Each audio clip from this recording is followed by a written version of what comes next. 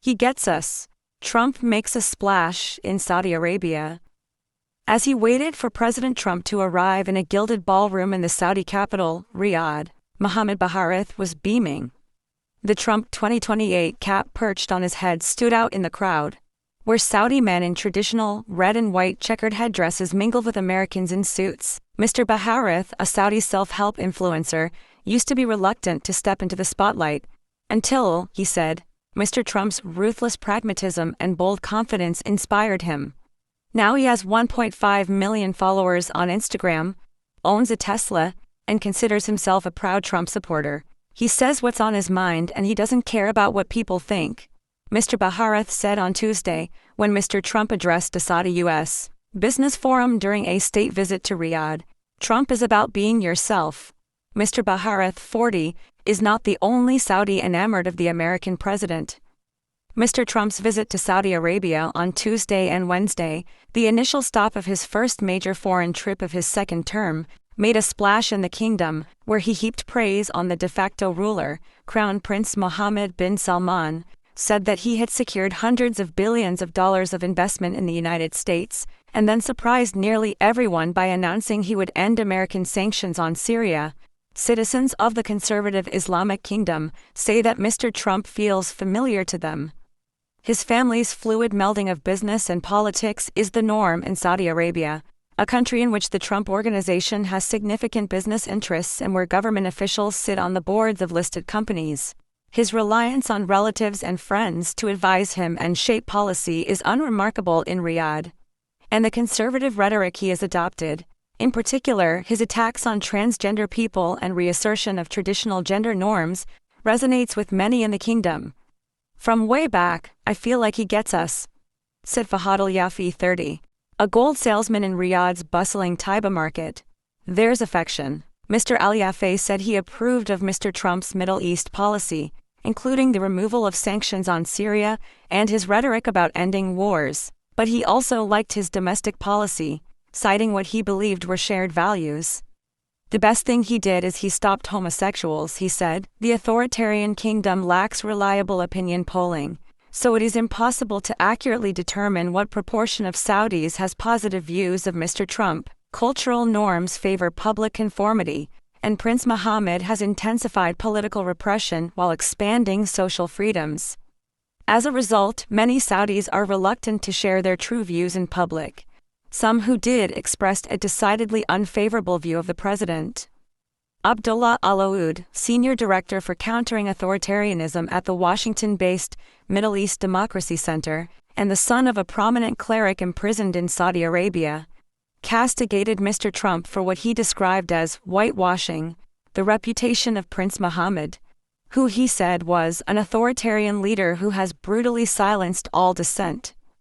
Mr. Al-Oud lives outside the kingdom. Still, the fondness professed by many Saudis for Mr. Trump appeared genuine. He's the type of man who's a straight shooter. He doesn't go this way and that way, said Ali Abu Radad, 60, a men's clothing salesman in Riyadh's Souk Al-Zal. His visit was so good that he's ready to come to the kingdom every month or two, Mr. Abu Radad joked, sipping tea in a quiet corner of the market. Musna Al-Muzaini, a women's clothing vendor, said that she was overjoyed with Mr. Trump's decision to lift sanctions on Syria, calling it a brave step. Nearby, tourists shopped for gold jewelry, a sign of how much Saudi Arabia has changed since Mr. Trump visited in 2017, during his first term. Men on electric scooters zoomed past a square where prisoners used to be beheaded, now a few blocks away from a gleaming new metro station. And a specialty coffee shop served matcha and cold brew, with a menu in Chinese, English, and Arabic. Inside, as a song by an acclaimed Saudi musician played a decade ago, music was effectively forbidden in public. Nawaf al-Omar, 21, said that as much as Saudi Arabia had changed over the past 8 years, so had Mr. Trump. Before, he said he was really racist, but now, I think he knows his interests, he added, explaining that he thought the president's Middle East policy was much better in his second term. Hussein Saleh, 23, a barista in the cafe, was less impressed. I mean, politically he's better than his competitors, maybe. But economically, in America he's lost, he said, criticizing Mr. Trump's tariff policies. Americans always think they're the strongest, but in a coming period it won't be like this, Mr. Saleh said, predicting that the world's superpower was on its way out. Half an hour's drive north, Abdul Rahim al-Baloui, a 22-year-old college student, was hanging out beside a row of high-end cafes guarded by bouncers in black suits. He, like Mr. Saleh, said he was not a fan of Mr. Trump's economic policies. I personally feel like he's harmed the people of America, Mr. al-Baloui said. Any positive steps Mr. Trump took in the Middle East, he added, were simply acting in his interests. Fahad al-Sahali, 17, said he did not like Mr. Trump for a simpler reason. He's American, that's it. I hate America, all of it, honestly, Mr. al-Sahali said, the culture and the politics. The Americans are harming Arabs, Palestine, Syria.